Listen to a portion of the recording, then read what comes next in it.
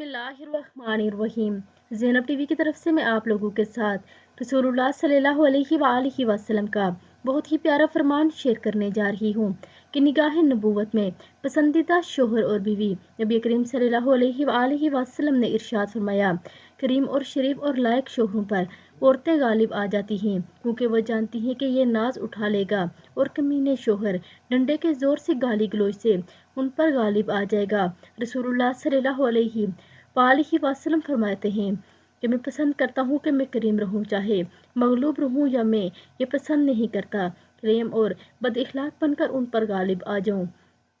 नबी करीम सल्लल्लाहु अलैहि वसल्लम से पूछा गया कि कौन सी औरत बेहतर है, तो आप सल्लल्लाहु अलैहि वसल्लम ने फरमाया, वो औरत जिसे शोहर देखे तो उसे खुश कर दे, जब कोई काम कहे तो उसकी अताअत करे और अपनी इज्जत की हिफाजत करे और उसकी मर्जी के खिलाफ माल खर्च ना करे।